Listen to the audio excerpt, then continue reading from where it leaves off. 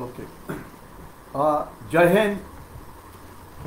मी brigadier Hemant Mahajan आपलं Facebook लाईव्हमध्ये स्वागत करतो. आणि आज आपण ज्या विषयावरती बोलणार आहे तो विषय आहे की 29 आणि 30 ऑगस्टला भारतीय सैन्याने एक अतिशय ऑफेन्सिव्ह ऑपरेशन केलं, ज्यामध्ये आपल्याला पुष्कळ यश मिळालं. त्यामध्ये नेमकं काय झालं, त्यानंतर पुन्हा 30 ऑगस्टला चीननी घुसखोरी करण्याचा प्रयत्न केला. आपण त्यांना पडताळून लावलं. पुन्हा 31ला चीननी पुन्हा तोच प्रयत्न केला. आपण त्यांना पुन्हा पडताळून लावलं. आणि असं म्हटलं जातं की या सगळ्या लढाईमध्ये आपण जी आक्रमक कारवाई केली यामध्ये आपला एखादा सैनिक हा शहीद झाला असावा किंवा त्यांनी आपल्या प्राणाचं बलिदान दिलं असावं, परंतु कमीत कमी चीनचे 15 ते 20 सैनिक हे मारले गेले आहेत. आणि एवढंच नव्हे तर त्यांचे 20 ते 25 सैनिक आज आपल्या ताब्यामध्ये आहेत. परंतु जी मीडिया आहे याच्यामध्ये अशा प्रकारच्या कुठल्याही बातम्या येत नाहीत. या ज्या सगळ्या ज्या गोष्टी मी आपल्याला सांगतो आहे, या आमच्या सोशल मीडियावरती ज्या काही गोष्टी समोर येत आहेत, माझे जे मित्र आहेत सैन्यातले वगैरे, त्यांच्या मदतीने जी माहिती समोर येते आहे उघडपणे, त्याविषयी मी फक्त बोलतो आहे. आणि अशा कुठल्याही माहितीविषयी मी बोलणार नाही की जी माहिती अजूनसुद्धा ओपन डोमेनमध्ये किंवा स्पष्टपणे मीडियामध्ये आलेली नाही. कारण आपल्या देशाची सुरक्षा आणि सैनिकांची होणारी ऑपरेशन्स ही आपल्याकरता अतिशय महत्त्वाची असतात. आणि आपल्या कुठल्याही बोलण्यामुळे त्यांना कुठल्याही प्रकारचा त्रास होऊ नये आणि त्यांची ऑपरेशन्स सदैव यशस्वी राहावी हे आपल्याकरता अतिशय महत्त्वाचं असतं. मी पुढे आपल्याशी 20 ते 25 मिनटं बोलणार आहे. आणि त्याच्यानंतर जर काही प्रश्न असतील तर ते मग मी प्रश्नोत्तरं घेण्याचा प्रयत्न करीन. तर मी जे माझे सहकारी आहेत अजय, याच्याशिवाय रुक्मंगत, याच्याशिवाय विनायकराव काळे आणि याच्याशिवाय प्रमोद, यांना रिक्वेस्ट करीन की जे प्रश्न असतील ते मला चॅट बॉक्समध्ये टाकवा. कारण आपण एकाच वेळेला काही अनेक पेजेसवरनं एकत्रच लाईव्ह करतो आहे, तर त्याच्यामुळे वेगवेगळ्या पेजेसवरती आलेले प्रश्न हे मला एखाद्या वेळ दिसणार नाही. सर्वात पहिले आजची परिस्थिती काय आहे चीनच्या संबंधामध्ये. पहिले आपण घेऊया भारत पाकिस्तान सीमा. इथे रोजच फायरिंग सुरू असतं आणि गेल्या आठवड्याभरामध्ये आपण 8 दहशतवादी मारले आहेत. परंतु त्याची किंमत आपण आपल्या 4 सैनिकांचं रक्त सांडून हे केलेलं आहे. रोजच तिथे फायरिंग सुरू आहे, रोजच दहशतवादी अभियान होत आहे. आपण पाकिस्तानचं खूप नुकसान करतो आहे, परंतु आपल्या सैनिकांचं सुद्धा रक्त सांडतं आहे, याच्याविषयी कोणाच्या मनामध्ये काहीही शंका नको. आपण जर देशाच्या लेवलला बघितलं तर चीननी जे आपल्या विरुद्ध जे जैविक युद्ध सुरू केलं आहे, बायोलॉजिकल वॉर सुरू केलं आहे, त्याला काही जण चुकीने करोना व्हायरस म्हणतात किंवा कोविड-19 म्हणतात. हे कोविड वगैरे काही असे गैर नावं घ्यायचा प्रयत्न करू नका. हा सरळ चीनी व्हायरस आहे जो चीननी जगाच्या विरुद्ध सोडलेला आहे. आणि आत्ताच 2 दिवसापूर्वी आपली जी अर्थव्यवस्था आहे त्याची अवस्था पूर्ण, त्याची जी लेटेस्ट स्टॅटिस्टिकल डेटा हा पुढे आला आणि त्यामध्ये अशी बातमी मिळालेली आहे की आपली अर्थव्यवस्था गेल्या 50 वर्षामध्ये सर्वात मोठा धक्का त्याला लागलेला आहे. आणि याकरता जबाबदार आहे चीनी व्हायरस, की ज्याच्यामुळे आपल्या अर्थव्यवस्थेला एवढा प्रचंड धक्का लागला. आपल्याला लॉकडाऊन करावं लागलं, अनेक उद्योगधंद्यांना ही साथ पसरू नये म्हणून थांबावं लागलं. तर याकरता आपल्या देशामध्ये विनाकारण भांडणं सुरू आहेत की हे कोणी केलं, कसं केलं, का केलं वगैरे वगैरे. हे चीननी केलेलं आहे, याच्या मनामध्ये कोणाच्याही मनामध्ये शंका नको. आणि सगळ्या राजकीय पक्षांनी आणि देशांनी चीनच्या विरुद्ध एक आघाडी उघडायला पाहिजे की आमच्या देशाचं हे जे नुकसान झालेलं आहे हे नुकसान तुम्ही केलं आहे आणि या अर्थव्यवस्थेची भरपाई तुम्ही करायला पाहिजे. मला वाटतं आपण सगळ्या या राजकीय पक्षांवरती दबाव टाकण्याची गरज आलेली आहे की सरळ सांगा की हे चीनमुळे नुकसान झालं आहे आमच्या अर्थव्यवस्थेचं, ते चीननी भरपाईही करायला पाहिजे. परंतु आपल्या मीडियामध्ये काय दिसतंय की आपले लोक एकमेकाशी भांडण्यामध्ये गुंतलेले आहेत आणि कोणीही स्पष्टपणे की हे नुकसान चीनमुळे झालं आहे हे नाव घेत नाही, जे घ्यायला पाहिजे. नंतरचा मुद्दा असा आहे की आता हा जो व्हायरस आहे हा केव्हा थांबेल याचं खरोखर उत्तर हे कोणाकडेही नाही. मी आपल्याला घाबरवण्याचा अजिबात प्रयत्न करत नाही. या लढाईमध्ये आपण सगळे सैनिक आहोत आणि जे काही आपल्याला सांगितलं सोशल डिस्टन्सिंग, फिजिकल डिस्टन्सिंग, स्वतःची रोगप्रतिकार क्षमता वाढवा, काढा प्या वगैरे, या आपण जर कारवाया पूर्ण केल्या तरच ही लढाई जी चीनी व्हायरसची आहे ती आपण जिंकू शकतो. तर म्हणून आपण एकत्र येऊन ही लढाई लढूया. याच्याशिवाय आत्ताच गणेश उत्सव झाला आणि लोकांनी चीनी वस्तूंवरती बहिष्कार घातला, त्याचा पुष्कळ फायदा झाला. रक्षाबंधन झालं, त्याच्यामध्ये बहिष्कार घातला. तर जवळजवळ या वेळेमध्ये आपण चीनला हजारो कोटी रुपयाचं नुकसान हे सहन करायला लावलेलं आहे. एवढंच नव्हे तर कालच बातमी आली होती की आपण अजून 190 चीनी जे ॲप्स आहेत त्यांच्यावरती बंदी घातली आहे. तर हा एक डिजिटल स्ट्राईक आपण चीनवरती केला होता, ज्यामुळे चीनला नक्कीच प्रॉब्लेम झालेला आहे. आत्ताच काल परवाच एक सुप्रीम कोर्टमध्ये एक केस झाली. प्रशांत भूषण यांनी सुप्रीम कोर्टचा अपमान केला म्हणून त्यांच्यावर केस चालली होती. ते अनेक वेळा तुकडे तुकडे गँगमध्ये भाग घ्यायचे. त्यांनी काही दहशतवाद्यांना फाशी देऊ नये म्हणून त्यांनी रात्री 12 वाजता सुप्रीम कोर्टाला उठवलं होतं आणि त्यांनी अशा वेगवेगळ्या कारवाया केल्या होत्या. त्यांनी सुप्रीम कोर्टला सांगितलं की तुम्ही भ्रष्ट आहात वगैरे वगैरे. हे सगळं TV चॅनलवरती याच्यावरती खूपच चर्चा झालेली आहे. तर त्यांना शिक्षा काय मिळाली? सुप्रीम कोर्टने त्यांना गिल्टी समजलं, त्यांनी गुन्हा केला आहे, सुप्रीम कोर्टनी ॲक्सेप्ट केलं. तर त्यांना शिक्षा काय मिळाली? तर त्यांना 1 रुपया, म्हणजे जे देशाचं एवढं नुकसान करतात, देशाच्या दहशतवाद्यांना मदत करायचा प्रयत्न करतात, माओवाद्यांना मदत करायचा प्रयत्न करतात, ज्यामुळे देशात हिंसाचार वाढतो, त्यांना आपण शिक्षा देतो 1 रुपया. म्हणजे काय चाललं आहे याच्यावर सगळ्यांनी विचार करण्याची गरज आहे. आजच मी आपल्याशी बोलत होतो, आता बोलतो आहे. एक 10 मिनिटापूर्वी मी एका TV चॅनलवरती होतो आणि त्यांनी एक 5-6 बातम्यांवरती माझ्या कॉमेंट्स विचारला. एक त्यांनी म्हटलं की आता बातमी आलेली आहे की चीनी विमानं जी 3 विमानतळं तिबेटमध्ये आहे तिथे तैनात झाली आहे, त्यांचे फोटोग्राफ आपल्याला त्यांनी दाखवले. आता याच्यावरती माझं विश्लेषण काय? विश्लेषण सरळ आणि साफ आहे. कुठलाही देश जो लढाई करायला मागतो तो अशी आपली विमानं कधीही उघड्या पद्धतीने ठेवत नाही. त्यांना हँगर्सच्या आत लपवून ठेवलं जातं. आपण जा गुगल अर्थवरती किंवा गुगल फोटोग्राफवरती आणि तिथे बघा की भारताची जी वेगवेगळी विमानतळं आहेत, पुणे आहे, आपल्याला जे फौजी विमानतळ आहे त्याची कल्पना आहे. तर ती विमानं आपल्याला उघडपणे दिसतात का? नाही. आपण आपली विमानं लपवून ठेवतो जिथे असतील तिथे आणि हे दाखवतात. कारण काय? ते तुमच्यावरती मानसिक दबाव टाकायचा प्रयत्न करतायत, तर त्याला बळी पडू नये. दुसरं सांगण्यात आलं की लिपुलेखला त्यांनी क्षेपणास्त्र ठेवली. अरे क्षेपणास्त्र अशी कधीही एवढी पुढेही ठेवली जात नाही, उघडपणे ठेवली जात नाही. ही जनरली लाईन ऑफ ॲक्च्युअल कंट्रोलपासून 100-150 किलोमीटर लांब असतात. कारण त्यांना जो आपला तोफखान्याचा जो मार असतो, तोफखान्याची जी रेंज असते, तोफखान्याचा जो पल्ला असतो त्याच्या बाहेर राहायचं असतं. जर ते उघडपणे इतक्या जवळ जर आणत असतील तर अर्थातच हे चुकीचं आहे. म्हणजे हे तुम्हाला ते घाबरवण्याकरता करतात की आम्ही आणली आहे, तुम्ही बघा, फोटोग्राफ वगैरे करा. तर हे अशा प्रकारे हा चीनचा आपल्यावरती मानसिक दबाव टाकण्याचा प्रयत्न आहे.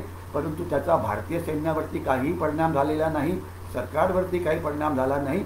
आता चीन म्हणतं आहे की आपण वाटाघाटी करूया आणि आपण म्हणतो आहे की नाही, काही गरज नाही. जोपर्यंत तुम्ही पूर्णपणे मागे जात नाही तोपर्यंत या वाटाघाटी वगैरे जो प्रकार आहे तो काही होणार नाही.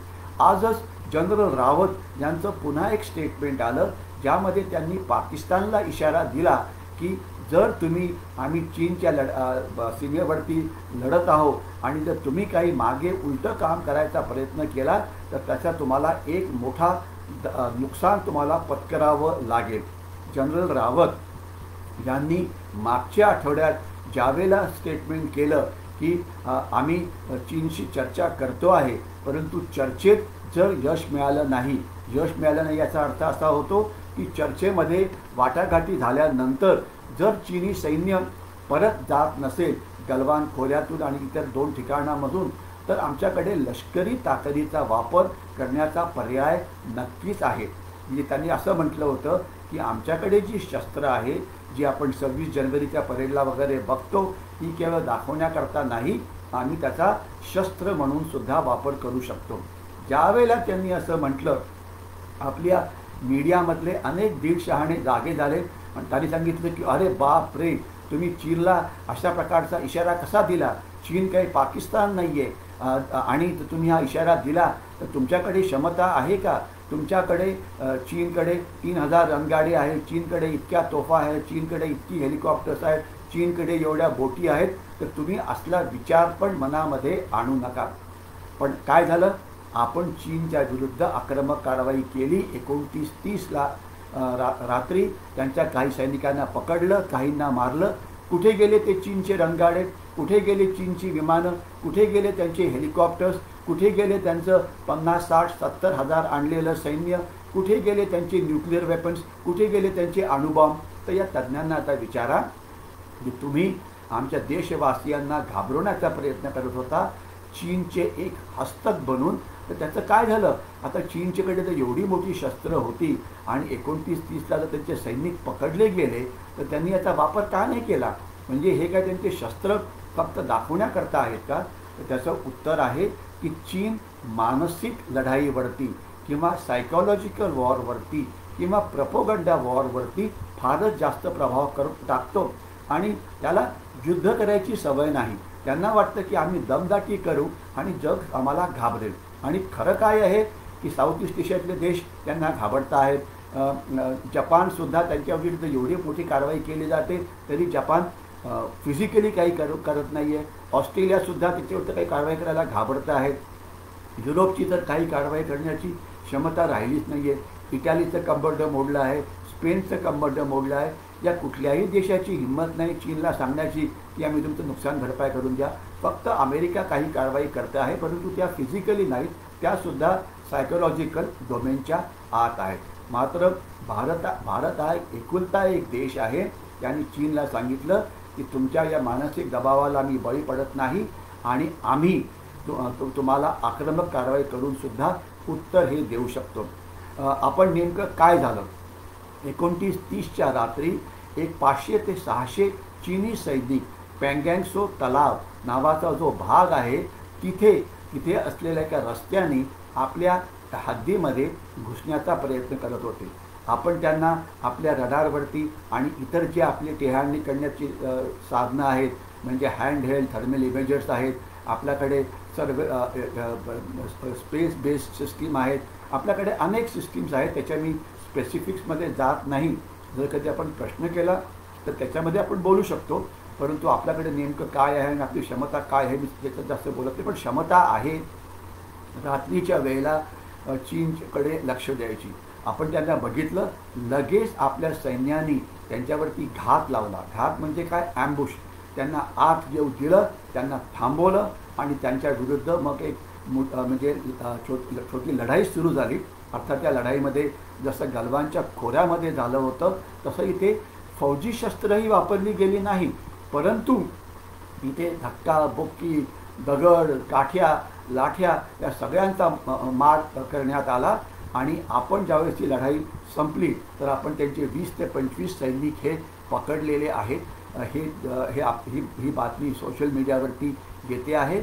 आणि याच ठिकाणी आपले अक्षरशः एक ब्रिगेड म्हणजे जवळजवळ 5 ते 6 हजार सैनिक यांनी चीनच्या जवळच्या ज्या पहाडी आहेत त्याच्यावरती त्यांनी तिथे आपण स्वतःला तिथे वर चढवलं आणि तिथे तैनात केलं.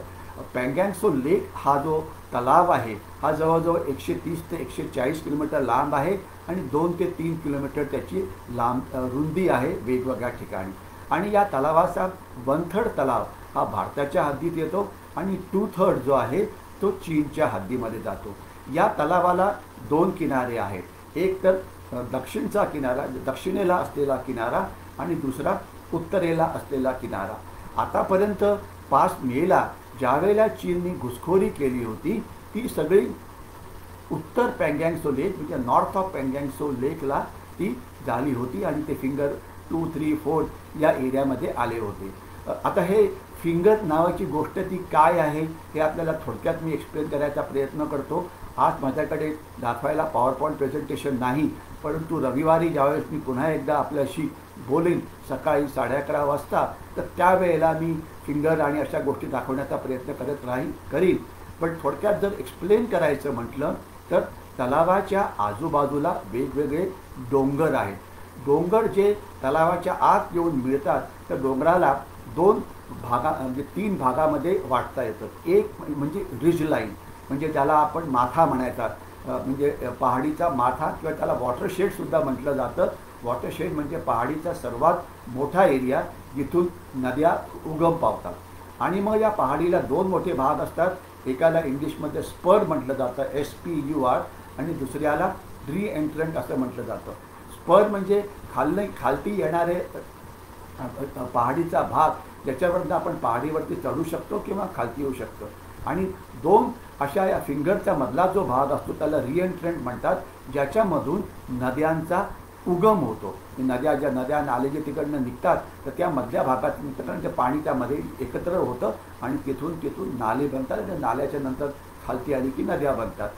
तर असे हे जे फिंगर्स आहेत तर त्याच्यामध्ये नॉर्थ ऑफ पँगँग चीनी सैन्याने आक्रमण केलं होतं आणि ते आपल्या भागात जवळजवळ 2-3 किलोमीटर हे आत घुसले होते आणि त्यांना नंतर भारतीय सैन्याने थांबवलं होतं. आता ही जी कारवाई झाली ही कारवाई साऊथ ऑफ पँगँग झाली.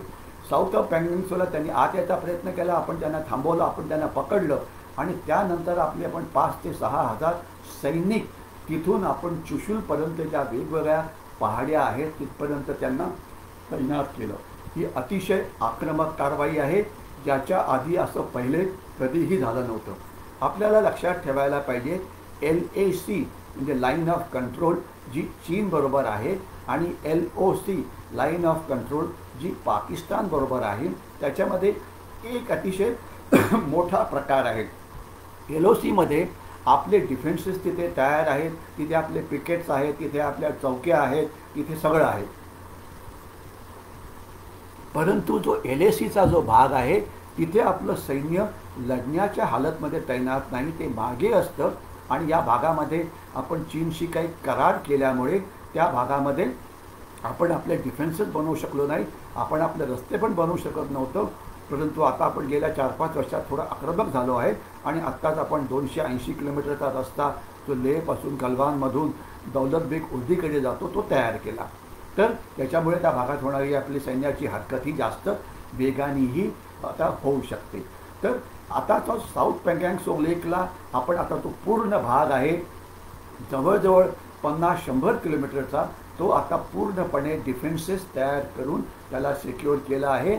आणि एवढंच नव्हे तर आता जो नॉर्थ ऑफ पँगँग एरिया जिथे फिंगर 4पर्यंत चीनी आले होते तर ते जो डोंगरचा भाग आहे ते खालच्या भागाला रस्ता अडवण्याकरता तिथे फक्त येऊन बसले होते. परंतु त्याचा जो वरचा भाग असतो त्या पहाडीचा तर त्याच्यावरती जाऊन आपण बसलेलो आहोत.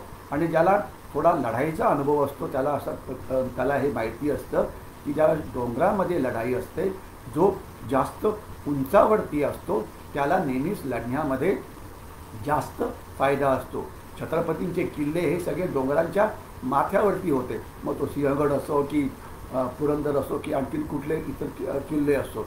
तर त्याच्यामुळे आता नॉर्थ ऑफ पँगँग जिथे चीन अजूनसुद्धा आपल्या LACच्या आत आलेला आहे तिथे आपण आता त्यांच्या डोक्यावरती बसलेलो आहोत. तर यामुळे चीनला खूपच धक्का पोचला आहे. आता मग तोच आणि त्यांनी असाच प्रयत्न पुन्हा एक आक्रमक कारवाई करण्याचा 30 ऑगस्टला केला, पुन्हा आपण त्यांना मागे परतवून लावलं, पुन्हा 31 ऑगस्टला त्यांनी हा पुन्हा प्रयत्न केला, आपण त्यांना पुन्हा परतवून लावलं. आता ही मी आपल्याला सगळं सांगितलं, अतिशय सोप्या भाषेत सांगण्याचा प्रयत्न केला, त्यांना परतवून लावलं, त्यांच्याशी थोडीशी मारामारी झाली. परंतु या मारामारीमध्ये यावेळेला अजून एक वेगळंपण होतं. आक्रमक कारवाई तर होती, परंतु याच मारामारीमध्ये आपण आपल्या एक SFF म्हणजे स्पेशल फ्रंटियर फोर्स नावाचे जे आपले कमांडो आहेत त्यांचा वापर आपण यावेळेला पहिल्या वेळेला केला. आणि हे SSF कमांडो कोण आहेत, त्यांचं नेतृत्व कोण करतं, त्यांनी नेमकं काय केलं, या सगळ्याविषयी आपण बोलू. थोडं आपण त्यांचा इतिहासाविषयी पण बोलू. कारण आता जे मी हे सांगतो आहे जनरली SFF विषयी पहिले कधीही फारसं बोललं जायचं नाही. ती एक हास्याश ऑर्गनायझेशन होती, म्हणजे त्यांचं जे काम असायचं ते चुपचापपणे केलं जायचं. परंतु आता प्रेस ट्रस्ट ऑफ इंडिया आणि ANI जी म्हणजे सरकारी ज्याच्यानं बातम्या आपल्याला ऑफिशियली मिळतात, त्यांनी उघडपणे सांगितलं की या ऑपरेशनमध्ये SSFनी भाग घेतला, 7 विकास बटालियननी भाग घेतला.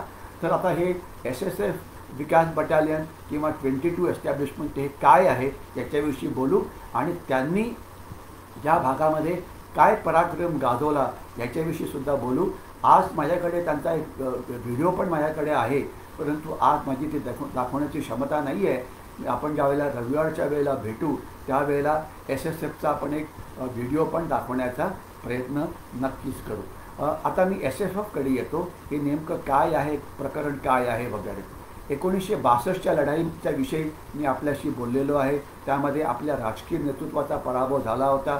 त्यानंतर आपलं नेतृत्व खूप घाबरलं होतं आणि मग त्यांनी त्यानंतर अमेरिकेच्या ॲडव्हाईसवरून असं ठरवलं की आपण एक कमांडो फोर्स रेस करूया की जो जर चीनशी पुन्हा लढाई झाली तर चीनच्या आत जाऊन ते चीनची माहिती काढतील, त्यांच्या वेगवेगळ्या ठिकाणांवरती एखाद्या कमांडोसारखा हल्ला करतील, म्हणजे पूल असो, त्यांच्या कॅन्टॉनमेंट असो, त्यांच्या येणाऱ्या गाड्या असो, की ज्यामुळे चीनच्या मागच्या भागामध्ये ते लढाई करतील. आणि याकरता जे तिबेटन भारतामध्ये स्थायिक झाले होते त्यांचा याच्यामध्ये सैनिक म्हणून वापर करण्यात आला होता आणि यांचं नाव होतं SFF स्पेशल फ्रंटियर फोर्स. परंतु याच्या आधीचा थोडासा आपल्याला इतिहास माहिती पाहिजे. 1949 साली चीननी आक्रमण केलं तिबेटवर. तिबेट तोपर्यंत स्वतंत्र होता. दलाई लामा त्यांचे मुख्य होते आणि दलाई लामाचे जे अंगरक्षक होते ती एक तिबेटची लढाऊ जमात होती. त्यांना खांपाज KHMPA असं म्हटलं जायचं. अतिशय हे शूर सैनिक, अतिशय हे लढाऊ सैनिक. कारण तिबेटची परंपरा ही लढण्याची नाही, त्यांची परंपरा ही स्पिरिच्युअलिझम आणि अशा प्रकारची आहे. पण हे लढवय्ये होते आणि हे दलाई लामाचे अंगरक्षक होते आणि अतिशय शूर असे ते लोक होते. त्याच्यानंतर चीननी आक्रमण केलं आणि दलाई लामा म्हणाले की आम्हाला ॲटलिस्ट आमचा धर्म तरी पाळू दे. चीननी हो म्हटलं, पण त्यानंतर अत्याचार सगळे सुरू झाले आणि मग खूपच गडबड सुरू झाली. आणि आपल्याला कल्पना आहे की 1959 साली जवळजवळ 1-1.5 लाख तिबेटन लोकांना मारण्यात आलं चीननी, की जे काहीतरी चीनच्या विरुद्ध उठाव करण्याचा प्रयत्न करत होते. माइंड यू, हा उठाव बिना शस्त्राचा होता. तर त्याच्यामुळे 1-1.5 लाखांना तिबेटांना चीननी मारलं आणि मग दलाई लामा आणि त्यांचे अनेक अनुयायी 1959 साली पळून भारतामध्ये आले आणि भारताच्या हिमाचल प्रदेशच्या धर्मशाळेमध्ये आज ते स्थित आहेत. 3.5 लाख त्यांची संख्या आहे आणि त्यांनी तिबेटन गव्हर्मेंट इन एक्साईल हे तिथे तयार केलेलं आहे आणि तिथून त्यांचा तो राज्यकारभार चालवत असतो. अशा वेळेला 1959 वेळेला ते आपल्याकडे आले. आपण आक्रमक कारवाई करून त्यांना मदत करायला पाहिजे होती, पण आपण इतका घाबरट देश होतो की आपण त्यांना कुठल्याही प्रकारची मदत दिली नाही. शेवटी अमेरिकन्सना भीती वाटायला लागली की हे जे कम्युनिझम आहे याचा मोठ्या प्रमाणामध्ये प्रसार होईल आणि मग एखादा प्रसार नेपाळ, भूतान, भारतामध्ये सुद्धा होईल. म्हणून त्यांनी ठरवलं की चीनच्या विरुद्ध तिबेटमध्ये लढाई करायची आणि म्हणून त्यांनी काही खांपाज जी त्यांची लढाऊ जमात होती त्यांना भारताला रिक्वेस्ट केली की आम्ही भारतामध्ये त्यांना ट्रेन करतो, जी अमेरिकेची गुप्तहेर संस्था CIA किंवा त्यांचे जे स्पेशल फोर्सेस आहेत ते यांचं ट्रेनिंग करतील. पण भारत हा नॉन अलाइनमध्ये इतका अडकलेला होता की ते म्हणाले नाही, आम्ही तुम्हाला इथे ट्रेनिंग करू देणार नाही. शेवटी यांचं ट्रेनिंग त्यांनी नेपाळच्या एका उंच भागामध्ये केलं अमेरिकन्सनी खांपाचं. आणि त्या खांपासनी थोडीफार कारवाई केली, थोडीफार आक्रमक कारवाई 1-2 वर्ष. परंतु नंतर ज्यावेळेस चीनला कळालं की ते नेपाळमध्ये, तरी नेपाळवरती दबाव टाकला की यांना बाहेर काढा. आणि मग नेपाळने सांगितलं भारताला, आणि मग भारताने सांगितलं दलाई लामांना, आणि दलाई लामांनी सगळ्यांना सांगितलं की लढणं हा आपलं काम नाही, तुम्ही तुमची हत्यारं सोडा आणि चीन तुम्ही मुकाट्याने नेपाळी सैन्याला नेपाळला शरण जा आणि तुम्हाला मग परत आणलं जाईल. तर काहींनी ऐकलं, काही जणांनी ते ऐकलं नाही, पण बहुतेकांनी ते ऐकलं. त्यांना सगळ्यांना नेपाळनी पकडलं आणि त्या सगळ्यांना त्यांनी चीनच्या हवाली केलं आणि त्या सगळ्यांना चीनने नंतर मारून टाकलं. म्हणजे हे कसा खांपाचा विश्वासघात केला गेला हे आपल्यासमोर आहे.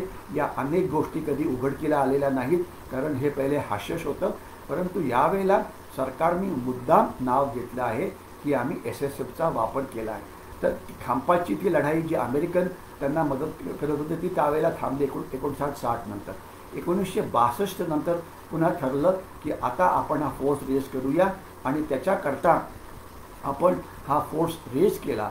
याच्यामधले जे तरुण आहेत हे सगळे तिबेटन्स आहेत की जे तिबेटमधनं आले होते, आणि काही जण खांपात होते, काही नॉन खांपात होते. आणि त्यांचे जे ऑफिसर्स आहेत हे अर्थात भारतीय सैन्याचे होते. त्यांना अतिशय चांगल्या पद्धतीने ट्रेनिंग देण्यात आलं, अतिशय कठीण ट्रेनिंग देण्यात आलं. पहिले ते आग्र्याला करायचे, मग सरसावाला करायला लागले. मग त्यांना मदतीला एक सेपरेट एअरफोर्स पण देण्यात आलं, त्याला एव्हिएशन रिसर्च सेंटर असं म्हटलं जातं. हे असं एक म्हणजे अशा प्रकारचं एअरफोर्स आहे की जे अतिशय आक्रमक कारवाया करतं, खास तर माहिती काढण्याची. म्हणजे ते हल्ले वगैरे नाही करत, परंतु माहिती काढण्याची कारवाई जरूर करतात. असं करण्यात आलं आणि एक अतिशय चांगला हा फोर्स असा हा तयार झाला. परंतु आपल्याला कल्पना आहे की 62 हे सगळं झालं, 65, 66, 67पर्यंत एक चांगला फोर्स होता. आणि त्याच वेळेला अजून एक नवीन फोर्स तयार करण्यात आला, त्याचं नाव होतं SSB, सीमा सुरक्षा बल. त्यांचं पण काम काही अशाच प्रकारचं होतं. मग नंतर सगळी शांतता, मग चीनविषयी आपण इतकं घाबरून वागायला लागलो की हे जे आक्रमक फोर्स तयार केले होते SSF आणि SSB, त्याचा पुढे काही फारसा वापरच होत नव्हता. की त्यांचं ट्रेनिंग होत होतं, पुष्कळ जण चांगले होते, ते खूपच चांगले होते वगैरे वगैरे. परंतु त्याचा चीनविरुद्ध उपयोग करणं थांबलंच होतं, कारण आपली चीनविरुद्धची कारवाई अतिशय घाबरट होती. मग नंतर थोडा फरक झाला आणि मग असं ठरलं, ज्यावेळेस 1971ची लढाई झाली तर त्यावेळेला असा विचार करण्यात आला की आपण यांचा इतके चांगले कमांडो होते, त्यांचा चांगला वापर आपण करावा. आणि हे डोंगराळ भागातले काम करणारे सैनिक आहेत, हाय अल्टिट्यूड म्हणजे अतिशय उंच जागी काम करतात. तो जो बांगलादेशचा जो चितगाव नावाची जी पहाडी आहे त्यांना तिथे टाकण्यात आलं आणि तिथून त्यांना पाकिस्तानी सैन्यावरती हल्ले करण्याचं काम दिलं. त्यांनी मुक्ती बाहिनीबरोबर अनेक कारवाया केल्या, ज्यामध्ये त्यांना बऱ्यापैकी यश मिळालं.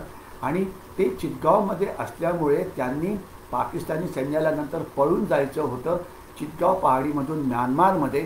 तो रस्ता तिथनं त्यांचा अडवण्यात आला. तर त्यामुळे या 71च्या लढाईमध्ये यांनी खूप चांगलं काम केलं. काही पेपर, आता आपल्याकडे एक पद्धत आहे की म्हणजे एखाद्याचं कौतुक करायचं म्हटलं की ते इतकं जास्त केलं जातं की काही वेळा त्यातलं सत्यसुद्धा बरोबर येत नाही. तर काही वर्तमानपत्रांनी लिहिलेलं आहे की 1971 साली मुक्ती बहिणीला ट्रेन करण्याचं काम फक्त यांनी केलं, ते बरोबर नाही. यांनी पण केलं. याच्याशिवाय भारतात सैन्याचे जे कमांडो होते, भारतीय सैन्याची जी कमांडो विंग आहे जी सध्या कर्नाटकामध्ये बेळगावला स्थित आहे, आणि त्या कमांडो विंगचं चित्रण आपण नाना पाटेकरांच्या प्रहार या सिनेमामध्ये बघितलं असेल. ती पूर्ण कमांडो विंग तिथे ट्रेनिंगला होती आणि त्यांनी खूप काही कामं केली. आपले पॅरा कमांडर्स होते, इतर आपले स्पेशल फोर्सेस होते, पण ती एक वेगळी आहे. परंतु SSFनी चांगलं काम केलं हे सत्य आहे. त्याच्यानंतर दुसऱ्या मोठ्या भागात त्यांनी काम केलं ते म्हणजे कारगिलच्या लढाईमध्ये. कारगिलची लढाई ही उंच ठिकाणी लढली गेली, हाय अल्टिट्यूड होता. तर तिथे काही ठिकाणी त्यांचा वापर करण्याचा प्रयत्न केला आणि 1-2 ठिकाणी त्यांना यश मिळालं. परंतु त्यांची कारवाई ही जास्त मोठ्या प्रमाणात वापरली गेली नाही, परंतु त्यांनी तिथेसुद्धा नक्कीच पराक्रम गाजवला 1-2 ठिकाणी. ही गोष्ट अगदी सत्य आहे, त्याच्यात कुणाच्याही मनामध्ये डाऊट नको.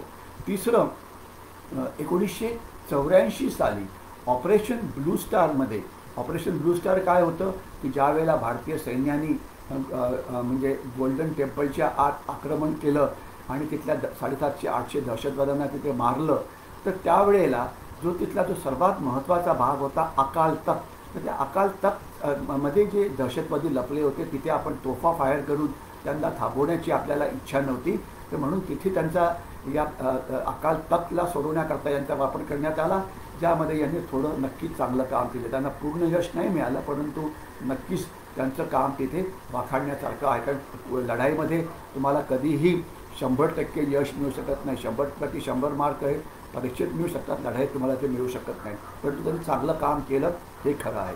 याच्याशिवाय काश्मीरमध्ये 1-2 ठिकाणी त्यांचा वापर करण्यात आला दहशतवादी विरोधी अभियानमध्ये. त्यांनी त्या ठिकाणी पण बऱ्यापैकी काम केलं. म्हणजे स्वतंत्र भारतामध्ये या तिबेटन्सनी भारतीय अधिकाऱ्यांच्या हाताखालती राहून अतिशय चांगलं काम केलेलं आहे आणि त्याकरता त्यांचं कौतुकच करायला पाहिजे. आणि हे लोक त्या भागातले असल्यामुळे त्यांना तिबेटविषयी खूप माहिती असते. ते हाय अल्टिट्यूडमध्ये राहू शकतात, कमी प्राणवायू असतात तर त्यांना काही प्रॉब्लेम होत नाही, अतिशय चांगल्या पद्धतीने ते वजन कॅरी करू शकतात.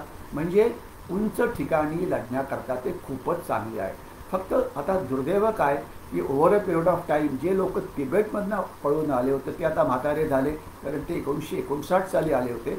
आणि आताची जे SSFमध्ये आहेत, कारण सैन्यामध्ये सगळे तरुण असतात त्याची आपल्याला कल्पना आहे, तर ते आता इथे भारतात जन्मलेले तिबेटन्स आहेत.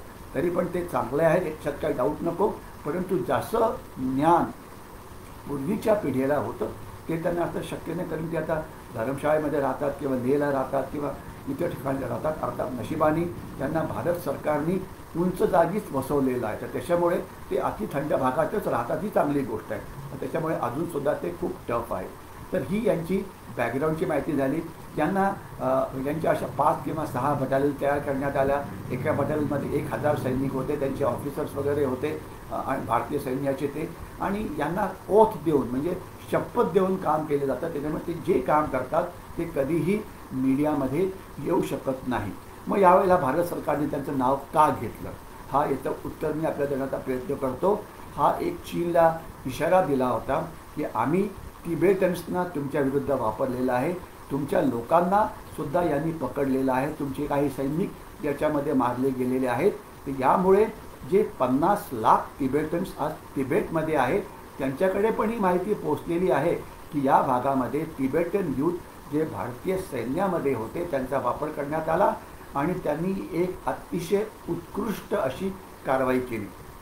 आता मी उत्कृष्ट म्हणतो, चांगली म्हणतो, परंतु ही लढाई हातापायची होती. इथे बॉक्सिंग, रेसलिंग, दगड मारणं, UFC, अनाम कॉम्बॅट, जुडो, म्हणजे शौर्य, धैर्य, नेतृत्व, म्हणजे अशा कारवाया की ज्या पाषाण युगात केल्या जायच्या अशा प्रकारची ही लढाई होती आणि ती त्यांनी अतिशय चांगल्या पद्धतीने केली.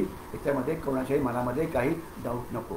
आणि 7 विकास बटालियननी हे काम केलं अशा प्रकारच्या बातम्या सोशल मीडियावरती येत आहेत. त्यांचे जे CO एक कर्नल होते त्यांचं पण नाव येत आहे पुढे, त्याच्याविषयी मी जास्त बोलणार नाही. परंतु हा सुद्धा एक चीनला लागलेला एक अतिशय मोठा धोका आहे. आणि आता ज्यांना आपण इतर ठिकाणी वापरतो आहे, म्हणजे सध्या तर इथे फक्त म्हणजे नुसतं हेच चाललेलं आहे, त्याला काय म्हणायचं की थोडीशी आक्रमक कारवाई करायची, डोंगरावरती जायचं, थोडीशी मारपीट करायची. परंतु जर लढाई झाली तर अर्थातच आक्रमक कारवाई करण्याकरता ज्यांना नक्कीच यश जे आहे ते मिळू शकेल, त्याच्यामध्ये काही डाऊट नाही.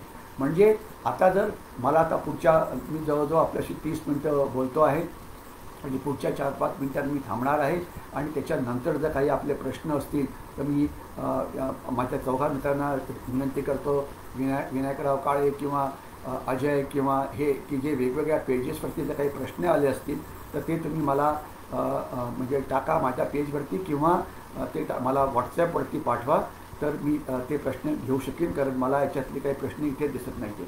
परंतु आता ही आक्रमक कारवाई केली. भारताच्या इतिहासामध्ये पहिल्या वेळा अशी आक्रमक कारवाई केली. आपण सांगून चीनला धोका दिलेला आहे. चीनच्या मानसिक युद्धाला आपण बळी पडलेलो नाही आहे. तर मग आता पुढे काय होणार? आतापर्यंत जसं मी मागच्या वेळेला म्हटलं होतं की बॉक्सिंगचे वेगवेगळे राऊंड्स असतात. राऊंड नंबर 1 आपण जिंकला.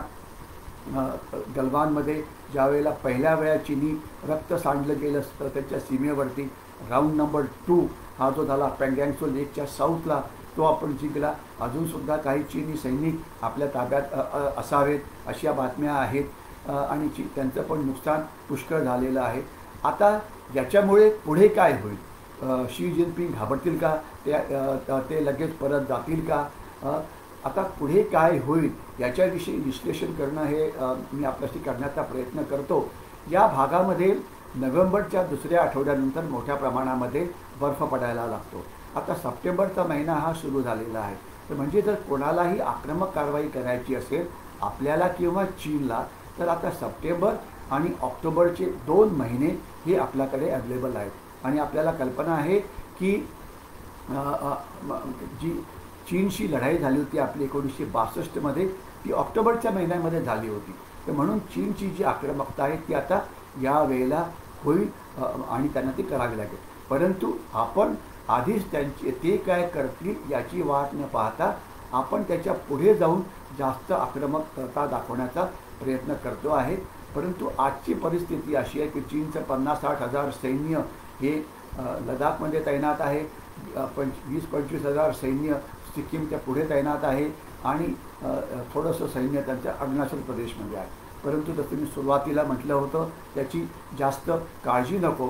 आपण सुद्धा आपलं चांगलं सैन्य तिथे तैनात केलं आहे.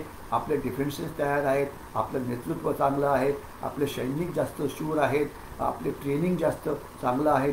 आपले सैनिक हे देशाकरता लढतात आणि रोजच आपण लढवतो आहे. आणि मला एकदम आठवण झाली की लडाखमध्ये मागच्याच आठवड्यामध्ये आपण एक कॅप्टन दर्जाच्या एका आपल्या अधिकाऱ्याला गमावलं. कारण ते जे तिथे असलेले आपली चिलखती वाहनं तिथून हलवण्याचा प्रयत्न करत होता, तर त्याच्यामध्ये एक ॲक्सिडेंट झाला आणि त्यामध्ये त्यांचा मृत्यू झाला. म्हणजे सैनिकांचे जे मृत्यू होतात ते केवळ गोळ्या लागूनच होतात असं नाही, अनेक वेळा इतर कारणामुळे सुद्धा होतात. आणि SSF विषयी एक बातमी लेहच्या वर्तमानपत्रामध्ये आली आणि काही मीडियामध्ये सुद्धा, फॉरेन मीडियामध्ये सुद्धा आली की या लढाईमध्ये 7 विकासचे एक कंपनी कमांडर जे होते त्यांचा म्हणजे मृत्यू झाला. आणि त्यांचं नाव जे आहे नियमा तेंझिन 7 विकास बटालियनचे होते. हे कसं लक्षात आलं? कारण हे सोशल मीडियावरती तर आलंच आहे. त्यांचं जे पार्थिव देह होता, लेहमध्ये त्यांचे कुटुंब तिथे राहत होतं, तर तिथे त्यांना भारतीय सैन्याच्या गाड्यांमधून घेऊन जाण्यात आलं आणि मग तिथे त्यांच्यावरती तिथे अंत्यसंस्कार झाला. आणि हे जे तिबेटन गव्हर्नमेंट इन एक्साईल आहे त्यांनी त्याच्यानंतर एक पत्रक इश्यू केलं आणि त्यात त्यांनी सांगितलं की आमचा नियमा तेंझिन जो 7 बटालियन विकासचा जो हा होता कंपनी कमांडर म्हणजे एक अधिकारी होता, त्यांनी 33 वर्ष भारतीय सैन्यामध्ये सर्व्हिस केली. त्याला आम्ही श्रद्धांजली वाहतो. त्यांनी शूरपणा दाखवला आणि याच्यामुळे भारत आणि तिबेटची जी मैत्री आहे ती कायमचीच अतिशय चांगल्या पद्धतीने राहील. हे पेपरमध्ये आलेलं आहे. मी काही माझी प्रायव्हेट बातमी सांगण्याचा प्रयत्न करत नाही आहे. हे झालेलं आहे.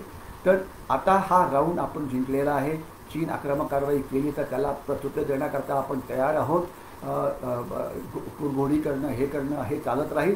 परंतु यावेळेला भारतीय नागरिकांचं कर्तव्य म्हणजे मी पुन्हा म्हणतो, तर दिवाळी येणार आहे, दसरा येणार आहे, चीनी गोष्टींवरती बहिष्कार पूर्णपणे